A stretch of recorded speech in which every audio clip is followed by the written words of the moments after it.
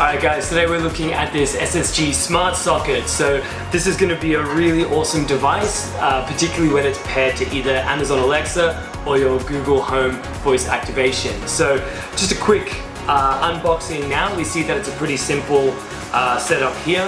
You've got two sockets here and one on-off button, which will display either a red or green LED light. So what this is going to allow you to do is connect it via Wi-Fi to your app. So you can download the app. I'll show you where to download that and how we can actually use that once it's downloaded in order to remotely activate either one or both of the sockets, to either turn them both on, either just one on and the other off, or turn both off remotely.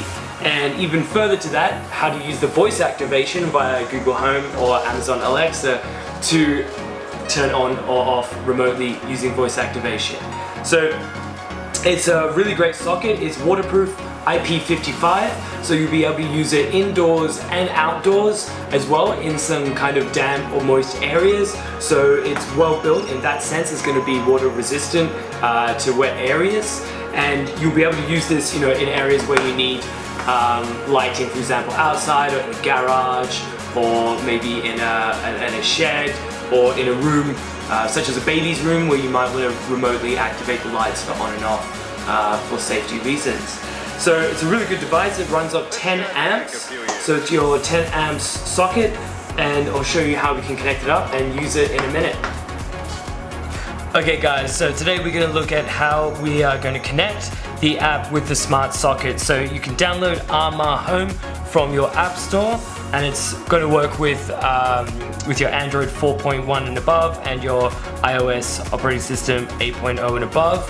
So we're going to click to turn on. So you're going to see the green light is going to come on there. So we'll open up the app to the landing page, the home screen, and you can see all the different devices that we can connect to this app. So we're going to add up here a device. So here you have a list of all the different available devices. The one we're reviewing today is the SH18 plug. So the plug is a smart socket there. So we'll hit next step.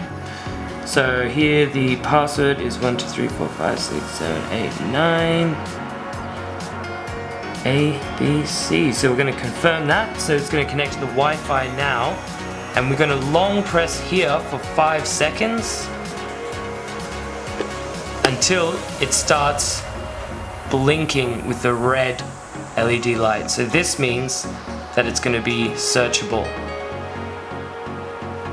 So connection success. Okay, so you can name the device. We're just going to say Smart Socket 1. Add successful. So from our list now, we're going to select outlet to find our smart socket, and smart socket 1 is here. So we can see both sockets are currently on, which you can see by the green light here. Now we can connect them individually, so we can just say, okay, I want line 2 off, line 1 on, or I'll then take both off, and here we can toggle both on and off, and you can see the light over here is going to change according to that. So we can also change the time settings for each plug separately, so each socket. So we can have a look, line 1, line 2, so these are two different sockets. We've got the timing and the countdown on each. So we'll just have a look for line 1, for example. If you want to come home at night time and have an available light, for example on your front balcony to make it safe, then you can set that up here. So this can go on tomorrow, the day after tomorrow, and we can confirm that, repeat once. Alright, and it's going to go on at that particular time there, 6:52, 10:52. You can also do a countdown. So say for example you want to be outside and picking up the rubbish from the bin, so you only need the light for 5 minutes. So we can confirm that, and then it will go on for 5 minutes. So you can see here that will then, line 1 will turn off 23 hours 59 minutes later. So that is going to be after 10:52, so the time there. So that's how you connect it up, and you can do it for both and operate these separately, so you can then go ahead and set up settings for the second one. So to be voice activated, you then need to connect this with Google Home or Google Alexa.